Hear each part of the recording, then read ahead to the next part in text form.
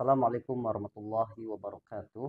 Kaum muslimin wal muslimat dimanapun Anda berada, pada kesempatan kali ini kita akan mengkritisi apa yang disampaikan oleh Guru Gembul di acara diskusi di Robitoh Alawiyah. Apa yang disampaikan oleh Guru Gembul ini tak lain hanyalah sebuah pemikiran pribadi. Ya, seperti poin yang saya akan ambil ini, yang akan kita kritisi diantaranya adalah ketika Gembul bilang bahwa adakah ilmu pengetahuan tentang Allah? Tentu tidak ada. Nah, Anda bisa cek sendiri di video lengkapnya itu di Nabawi TV. Jadi ini kan penalaran yang saya rasa konyol gitu. Kenapa kita katakan konyol? Ya, pertama saya ingin katakan bahwa guru Gembul ini kayaknya harus mondok lagi, belajar di pesantren.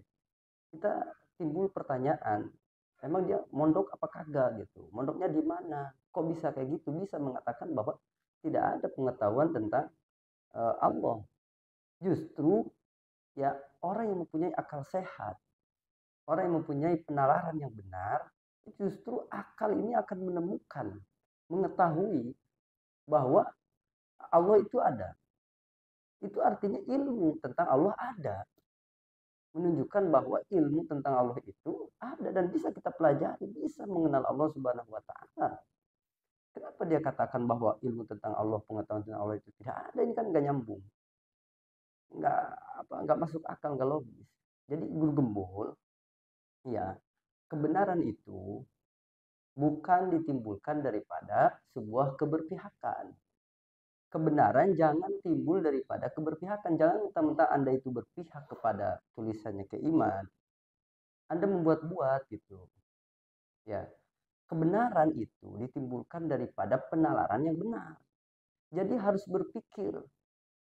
Jangan asal bunyi aja dengan apa yang Anda sampaikan. Seakan-akan wow gitu. Kan lucu banget, lucu. Ya, penalaran yang benar. Saya kasih contoh Guru Kumpul. Ketika ada dua orang ibu, masing-masing mempunyai anak yang masih kecil, bayi, mereka itu hidup di zaman Nabiullah Daud dan Nabi Sulaiman alaihi wassalam.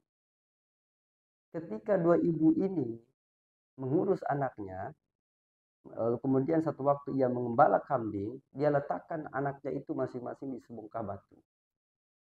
Ibunya mengembala kambing. Kemudian salah satu daripada bayi itu diterkam oleh singa, dimakan oleh singa. Sampai akhirnya kedua ibu itu bertikai, bertengkar. Keduanya saling mengakui bahwa anak yang sisa satunya itu adalah anak mereka. Karena bertikai, dibawalah kepada Nabi Daud alaihissalam. Adu argumen, adu hujah.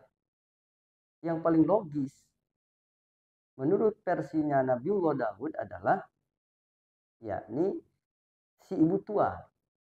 Si ibu tua ini, karena dalilnya lebih logis.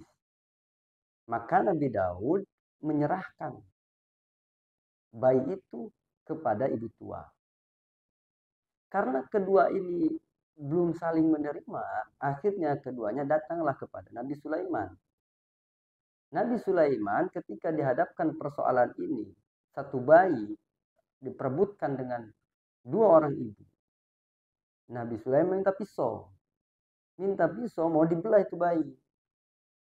Pas mau dibelah itu bayi, salah satu ibu yang muda, satu ibunya lagi, ada ibu yang tua, ada yang muda. Ibu yang muda itu teriak berbicara bahwa dia sudah berdusta, bahwa ibunya dari anak ini adalah ibu tua tadi. Kalau keberpihakan, Nabi Sulaiman tentu akan memberikan si bayi ini kepada ibu tua. Tapi karena Nabi Sulaiman itu mempunyai penalaran yang benar, Nabi Sulaiman berpikir bahwa orang yang gak rela anaknya dipotong, itu pasti ibunya. Maka Nabi Sulaiman berikan anak ini kepada si ibu muda yang teriak berbicara mengaku bahwa dirinya sudah berdusta. Kenapa? Karena ibu yang sesungguhnya tidak akan rela anaknya untuk dipotong. sekarang gembul ngada-ngada bahwa pengetahuan tentang Allah itu tidak ada. Lalu kemudian Nabi dari dulu menyampaikan tentang akidah, tentang tauhid. Itu apa namanya guru gembul? Kalau bukan pengetahuan tentang Allah. Astagfirullahaladzim. Ini makin lama makin ngaco gitu. Heran saya itu.